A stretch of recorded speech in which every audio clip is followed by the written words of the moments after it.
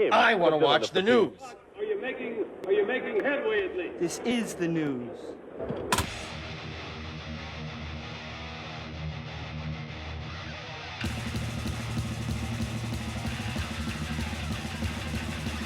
Schmack 'em a gob, it's time for the only news that matters. And for decades, Black Sabbath has been largely considered one of the most legendary and popular heavy metal bands of all time. So it's a bit difficult to believe that by the dawn of the 80s, their stock had dropped considerably due to the last few albums not measuring up to the quality of their early groundbreaking classics, and the fact that Ozzy Osbourne had recently exited and Ronnie James Dio, was the front person version of the band, and they have yet to reestablish itself. And I was there. I'll get into that later. At this point, it was proven when Tony Iommi and company agreed to co-headline a tour of arenas with Blue Öyster Cult rather than merely headlining themselves, dubbed the Black and Blue Tour. During his recent chat with Ultimate Guitar, Blue Öyster Cult singer and guitarist Buck Dharma looked back on the tour and explained, "We were big fans of Black Sabbath, and the reason that tour came about is because for a short time our manager and mentor, Sandy Pearlman, was managing Black Sabbath. So that's how the pairing happened. It was a good bill." For the tour, Black Sabbath was promoting their Heaven and Hell album, while Blue Öyster Cult was supporting Cultosaurus Erectus, both of which happened to be produced by Martin Birch. However, Dharma also admitted that he and the co-headliners did not exactly see eye to eye nor get along particularly well. He said, "We will alternate headlining. I think the Black Sabbath didn't think that we should headline at all, but we did.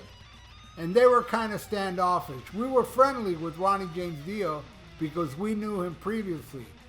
And we had some interactions with Ozzy Osbourne previously in the old Sabbath days. I don't think they were very happy on the tour. I'm just speculating." Buck Dharma also pointed out that at least one show was professionally documented, thankfully. He said there was a live video of it, which has sort of been unavailable, which indicates how it went. It's good to watch that video if you can see that both bands were at the time and how they did. What Buck Dharma is referring to is the 1981 concert film Black and Blue, which included highlights from both act sets. Filmed on the tour stop on October 17, 1980 at the Nassau Coliseum on Long Island, New York. While the film would later be reissued as a home video, it has yet to make it to a DVD release. After the Black and Blue tour wrapped, the Dio-fronted Sabbath would remain together for another 2 years, issuing the studio albums Mob Rules and the concert recording Live Evil, while Blue Öyster Cult would release the album Fire of Unknown Origin, which spawned one of their biggest hits, Burning for You. Alright, there you go. So, Black Sabbath, their stock did plummet a lot because the Never Say Die tour, when it came to South Florida, it played the Hollywood Sportatorium, which was an arena.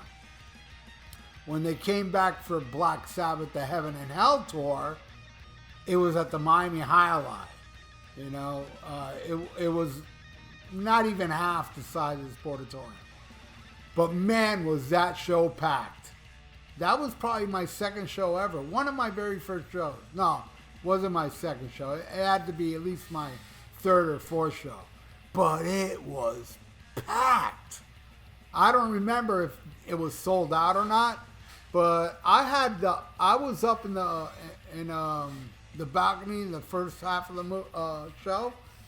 Well, first couple songs, and then I snuck all the way up front.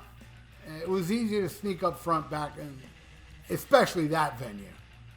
And I remember too being in the balcony, and there were like, some older guys complaining about no Ozzy. Man, sucks. They were like really pissed off about it, but yet they were still there. But I remember they were pissed. And I also remember when I got kind of close, Ronnie James Dio was smoking a joint and walking on stage, smoking a joint while they went into Sweet Leaf. How cool is that? That was badass. I couldn't believe what I was seeing, man. Later on, David Lee Roth would do it. I see David Lee Roth doing other people, but Ronnie was the first one I ever saw just walk up on stage smoking a joint in 1980. Shit, 1980. You do jail time for smoking a joint down here in South Florida. Probably get life. So the Black Sabbath show I saw was on September 7th. And Vinny Appice's first show with Black Sabbath was on August 31st, 1980, which was 7-8 days before I saw it. So it was very early. I saw one of the first shows. I saw definitely like the first week of Vinny in Black Sabbath. And then the following month, or the following couple months, is when they filmed the Black and Blue tour, which was in October 17th, 1980 at the Nassau Coliseum. So I saw Black Sabbath before Blue Öyster Cult joined them, and what a show. I discovered Riot that night. Riot opened the show, and they had the album Narita. And then in between Riot and Black Sabbath was the Johnny Van Zant Band, which is not bad. I got that album. It's called Only Strong Survive. Pretty good, but I've never heard of Riot, and this band came out. And I still got it in my memory bank. The visual of Mark Reale playing that Les Paul, that Sunburst Les Paul, it's still burned in my brain, that. And I soon, went out looking for Narita because I loved them. I loved them so much. I still love the hell out of Riot. And yeah, that was my first exposure to Riot. And it was an amazing show. And I got to see Blue Öyster Cult on the next album, Fire of Unknown Origin, at the Miami Baseball Stadium with Hart. And Motorhead's very first show at the United States. And then I saw Blue Öyster Cult headline with Foghat at the Hollywood Sportatorium. And that show was filmed. It was also Whitford St. Holmes opened the show. But, it's like 40 somewhat years ago, and I don't recall them filming Whitford St. Holmes, but they might have. But I do recall recording them, Foghat and Blue Öyster Cult, where both bands even mentioned this is going to be on an MTV concert. And it was. It was also the Blue Öyster Cult I saw on the Blue Jean Network.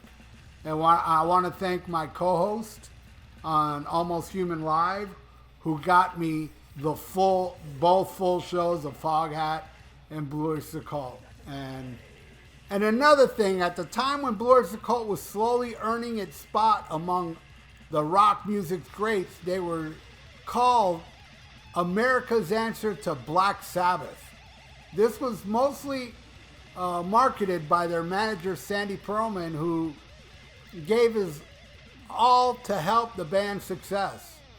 Speaking to Guitar World, Buck Dharma stated that Blue Öyster Cult never looked to Black Sabbath as an inspiration or template for what they wanted to achieve, noting that the whole America's Answer thing was just a marketing tactic. He said there was a promo angle, but it wasn't a guided principle of Blue Öyster Cult at all. Still, it was pretty cool to say there was no American Black Sabbath, as it kind of framed what Sandy intended for the audience.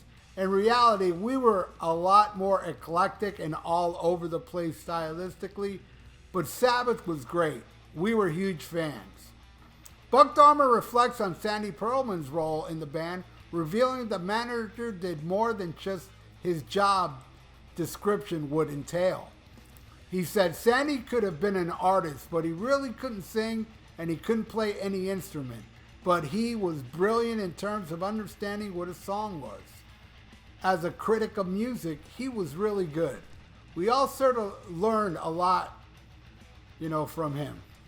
He recognized my talent as a player and really got me motivated to try music professionally. I probably would have done it on my own if I hadn't met him. I owe him my entire career in a big way. All right, as far as that, yeah, Blue Öyster Cult is not no American Black Sabbath.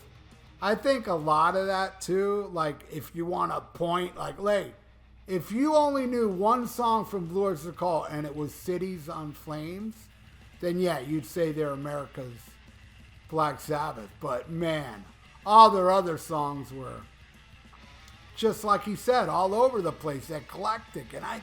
And the older I get, the more I appreciate this band, Blue Öyster Cult.